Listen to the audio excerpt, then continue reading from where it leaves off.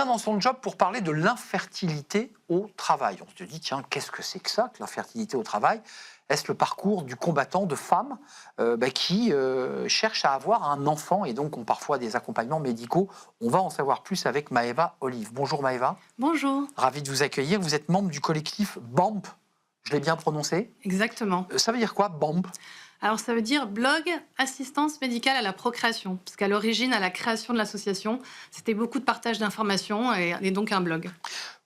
C'est vraiment un sujet qu'on n'a jamais traité depuis 5 ans ou 6 ans que l'émission existe. C'est un sujet qui concerne combien de femmes? Des milliers de femmes qui cherchent à avoir un enfant et qui n'arrivent pas à en avoir et qui vont faire quoi? Suivre des FIV, des suivis médicaux très lourds, c'est ça le sujet? Alors déjà, premier sujet, ça ne concerne pas que les femmes. C'est vrai. Dans l'infertilité, il y a un tiers à cause des femmes, un tiers à cause des hommes et un tiers... J'ai pas dit à cause, hein. Non, mais à cause. En tout cas, les femmes sont responsables, les hommes, et un tiers inexpliqué. Et aujourd'hui, un couple sur 4 en France est concerné, ce qui est énorme. Et on le voit très vite à l'échelle d'une entreprise. Ça concerne déjà des milliers de salariés. Donc ça veut dire qu'une femme qui s'engage dans un processus, c'est long, c'est fatigant, c'est usant pour le couple, puisque parlons des deux, on embarque aussi un couple dans cette histoire, et donc ça a un impact dans la vie de l'entreprise. C'est ça le sujet. C'est ça. Alors il faut savoir que quand on est dans un parcours d'assistance médicale à la procréation, on a des prises de sang, des examens médicaux, des échographies, des rendez-vous avec son gynécologue, très très régulièrement dans un cycle de FIV. Et ça, c'est très difficile à anticiper. Moi, je suis encore dans un parcours d'AMP. Ça fait 4 ans que j'y suis. Vous avez eu un premier enfant? J'ai eu un premier enfant. Tout s'est bien passé par insémination, mais c'est pour le deuxième que ça s'est corsé. J'ai multiplié les essais, les ponctions, etc., les transferts, malheureusement, qui se sont soldés que par des échecs. Donc, ça fait 4 ans que je suis dans ce parcours-là. Et je peux témoigner que c'est très complexe. Je me retrouvais parfois dans la salle d'attente avec la salle d'attente du gynécologue, avec plein de femmes et de couples autour de moi, avec leur ordinateur sur le genou, sur les genoux, qui essaient de travailler, de faire leur réunion. Et parfois, on peut avoir 2-3 heures de retard à un rendez-vous.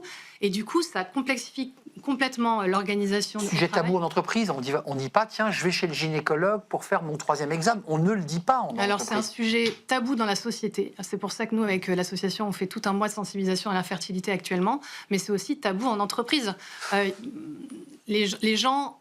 59% des gens qui ont répondu à notre étude craignent de le dire. Alors, ils en parlent, mais avec la peur au ventre quelque part, parce qu'ils ont peur d'être discriminés, ils ont peur d'être jugés, ils ont peur d'être isolés quelque part, d'être incompris.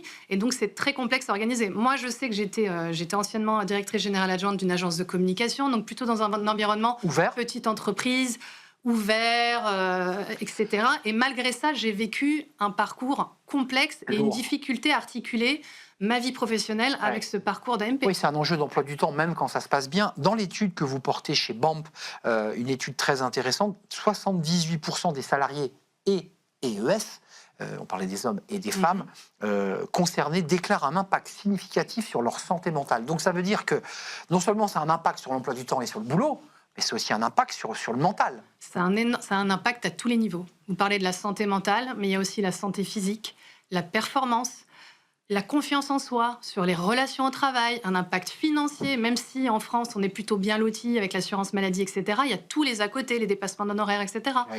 Et donc, beaucoup nous disent, plus de 50%, que ça a un impact sur leur carrière. C'est-à-dire qu'ils ressentent, ils ont ce sentiment que soit on les met au placard, soit qu'ils n'ont pas l'augmentation attendue, soit qu'eux-mêmes se freinent parce qu'ils sont dans un parcours et donc ils n'ont pas envie de changer de job parce que c'est très complexe de gérer les deux, ils se réfrènent.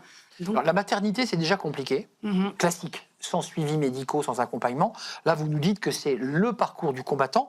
Il y a quand même alors je trouve ça intéressant d'ailleurs, 88% des personnes que vous avez interrogées, des employeurs donc, qui disent mais oui, il faut un soutien à la fertilité qui est essentiel pour attirer et fidéliser.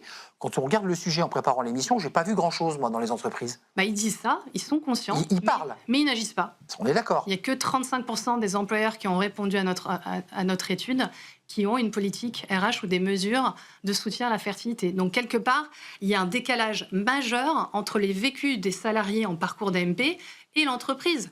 Et cela en plus, enfin, c'est quand on sait que voilà, ces parcours sont tellement complexes que ça génère des arrêts maladie. Enfin, il y a plus de 66% des gens Ça épuise. qui ont des arrêts maladie parce que y en a, ils sont en burn-out, santé mentale, santé physique, c'est très compliqué, fatigue physique. Et il y a aussi un chiffre qui m'a étonné, 41% des gens qui ont dit qu'ils étaient soit ils avaient quitté leur emploi, soit ils avaient envie de le quitter. Donc ça devient un projet de vie quasiment à lui tout seul. Il n'y a plus de place pour autre chose. C'est pas que ça, c'est qu'aujourd'hui, les salariés qui sont dans ces parcours vivent le travail comme un obstacle. Mais pourquoi ils le vivent comme un obstacle ?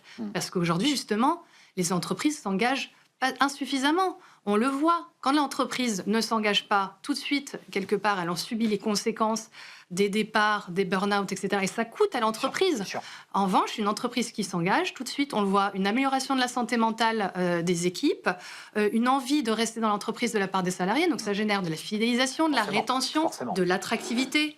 Et donc du coup, les entreprises ont tout intérêt à s'engager sur ces sujets. Merci Maëva de vous engager sur ce sujet. Bon vent pour cette deuxième aventure que vous attendez, je l'espère en tout cas, et on l'espère tous. Vous êtes membre du collectif BAMP, vous portez cette étude et donc dans les médias, et j'imagine vous faites beaucoup de prosélytisme chez les RH pour leur faire comprendre que c'est un sujet essentiel. Merci de nous avoir rendu visite, et vous reviendrez peut-être nous faire part aussi de l'amélioration de ce sujet au sein des entreprises, qui est encore un sujet très tabou. On tourne une page, c'est tout de suite le grand entretien, et on accueille le président de PSL Paris Sciences et Lettres, 34e rang au classement de Shanghai. Ça veut dire quoi quand on préside une telle institution ? On accueille mon invité, c'est le Cercle RH, et c'est tout de suite.